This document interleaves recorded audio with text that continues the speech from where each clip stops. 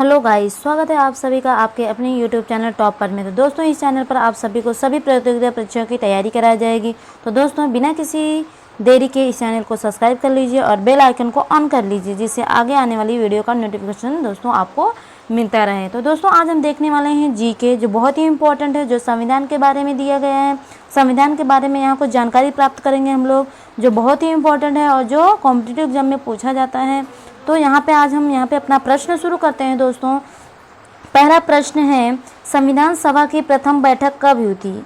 दोस्तों, संविधान सभा की प्रथम बैठक कभी हुई थी? तो यहाँ पे अपना सही आंसर क्या होगा? 9 दिसंबर 1946 में। कभी हुआ था? 9 दिसंबर 1946 में संविधान सभा की प्रथम बैठक हुई थी। तो दोस्तों, ये बैठक कहाँ पर हुई थी? नई दिल्ली के कॉन्स्टिट्यूशन हॉल में हुआ था, अभी जिसे अब संसद भवन के केंद्रीय कक्ष के नाम से जाना जाता है। कहाँ पर हुआ था संविधान सभा की प्रथम बैठक? कहाँ पर हुआ था दोस्तों? अगर ऐसा क्वेश्चन पूछा जाएगा तो हम क्या लिख सकते हैं? कहाँ पे हुआ था? नई दिल्ली के कॉन्स्टिट्यूशन हॉल में, जिसे अब संसद भवन के नाम से जाना जाता है। अभी दोस्तों, नेक्स्ट क्वेश्चन हम देखते हैं। संविधान सभा के अस्थायी अध्यक्ष के रूप में किसे नियुक्त किया गया?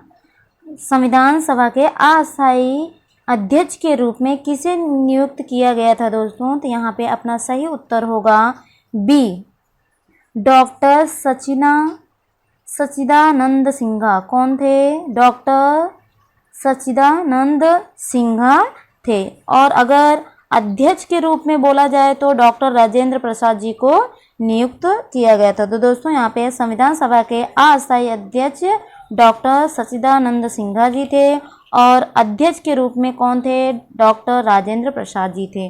नेक्स्ट क्वेश्चन है अपना थर्ड क्वेश्चन, प्रारूप समिति के अध्यक्ष थे। अभी प्रारूप समिति के अध्यक्ष कौन थे दोस्तों? तो यहाँ पे सही आंसर होगा डी, भीमराव अंबेडकर प्रारूप समिति के अध्यक्ष थे। ये भारत के संविधान को तैयार करने में नई भूमिका थी। इनका जो भूमिका था वो संविधान को तैयार करने का नई भूमिका था। किसका? भीमराव अंबेडकर का। ये प्रारूप समिति के अध्यक्ष थे। नेक्स्ट, संविधान सभा के अस्थायी अध्यक्ष कौन थे? तो दोस्तों, अभी मैं आपको बताई अस्थायी कौन थे और अभी अस्थायी कौन है। अस्थायी अध्यक्ष कौन थे? यहाँ पे अस्थायी अध्यक्ष कौन है? डॉक्टर राजेंद्र प्रसाद जी थे। बराबर। संविधान सभा के अस्थायी अध्यक्ष अगर पूछा जाएगा तो दोस्तों अपना सही आंसर क्या होगा? डॉक्टर राजेंद्र प्रसाद। अगर दोस्तों अस्थायी पूछा गया तो कौन थे? डॉक्टर सच्चिदानंद सिन्हा जी थे। तो यहाँ पे दोनों क्वेश्चन पूछा गया है। बराबर।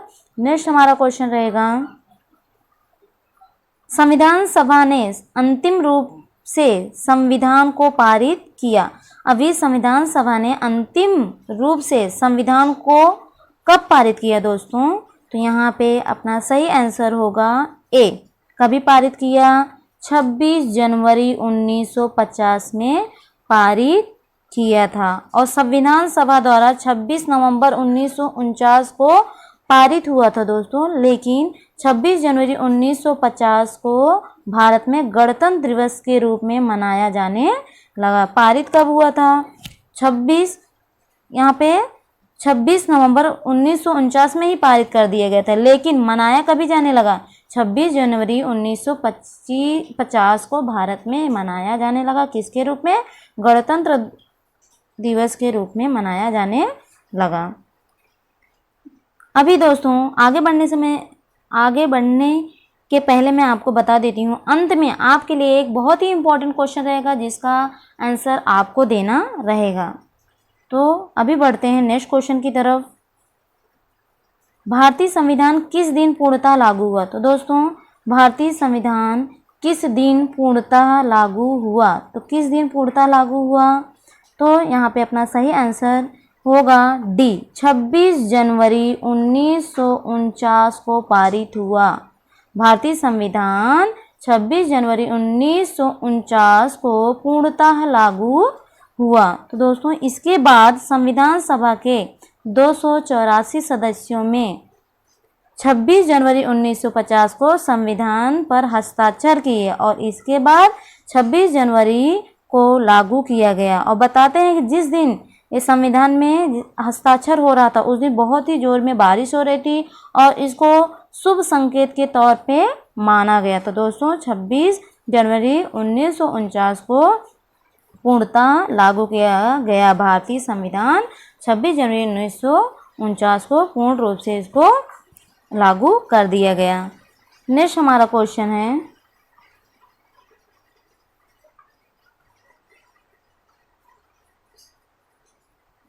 भारत कब स्वतंत्र हुआ। दोस्तों ये तो आपको पता ही रहेगा, बहुत ही आसान क्वेश्चन है। भारत कब स्वतंत्र हुआ? 26 जनवरी 1950 में स्वतंत्र हुआ अपना भारत, बरोबर। और यहाँ पर 26 नवंबर को अपनाया गया था। 26 नवंबर 1949 को अपनाया गया था। कभी 26 नवंबर को, कभी 26 नवंबर कब 1949 में इसको अपनाया गया था। लेकिन स्वतंत्र भारत कब मनाया गया? 26 जनवरी 1950 को गणतंत्र रूप में मनाया जाने लगा। अभी नेक्स्ट हम देखेंगे, भारतीय संविधान के किस भाग को उसकी आत्म संज्ञा दी गई है? भारतीय संविधान के किस भाग को उसकी आत्मा की संज्ञा दी गई है दोस्तों? तो यहाँ पे अपना सही आंसर होगा सी, प्रस्तावना। भारतीय संविधान के प्रस्तावना भाग को उसकी आत्मा की संज्ञा दी है दोस्तों। अभी इसका जो प्रस्तावना का निर्माण भारत को एक सप्रभु समाजवादी और धर्मनिरपेक्ष लोकतांत्रिक गणराज्य करने के लिए किया गया है दोस्तों। भारतीय संविधान के प्रस्तावना भाग को उसकी आत्मा की संज्ञा इसलिए दिया गया है क्योंकि यहाँ पे सप्रभुत्व, समाजवादी, धर्मनिरपेक्षता और लोकतांत्रिक गणराज्य करने के लिए किया गया है। नेक्स्ट हमारा क्वेश्चन है, संविधान सभा ने राष्ट्रगान को कब स्वीकार किया? तो दोस्तों संविधान सभा ने राष्ट्रगान को कब स्वीकार किया?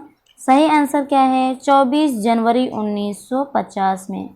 संविधान सभा ने राष्ट्रगान को 24 जनवरी 1950 को स्वीकार किया और संविधान सभा ने जनगण मन को भारत के राष्ट्रगान के रूप में 26 जनवरी 1950 को अपनाया और इसे 1905 में पहली बार बंगाली में लिखा गया था। कब? 1905 में ये किस में लिखा गया था? बंगाली भाषा में लिखा गया था। संविधान भारत सभा ने राष्ट्रगान को कब स्वीकार किया? 26 जनवरी 1950 को जनगण मन स्वीकार किया गया। नेक्स्ट हमारा क्वेश्चन है, लास्ट है, भारतीय नागरिकों को प्राप्त मूल अधिकारों की संख्या। दोस्तों भारतीय नागरिक को प्राप्त मूल अधिकार कितने हैं? तो बहुत ही आसान है, कितने हैं? 6 हैं। कितने हैं? 6 हैं। भारतीय नागरिक को प्राप्त मूल अधिकार की संख्या 6 है, जिसमें समता या समानता का अधिकार रखा गया है। किसका? समता और समानता का अधिकार रखा गया है। भारतीय नागरिक को प्राप्त मूल अधिकार की संख्या कितनी है? 6 है। तो दोस्तों अभी नेक्स्ट क्वेश्चन है जो आपके लिए है, संविधान में मूल कर्तव्य की कुल संख्या कितनी है? तो दोस्तों ये इसका आंसर आपको देना है कमेंट बॉक्स में। तो ये वीडियो अगर आपको पसंद आया होगा तो वीडियो को शेयर कीजिए, सब्सक्राइब कीजिए और लाइक कीजिए। धन्यवाद।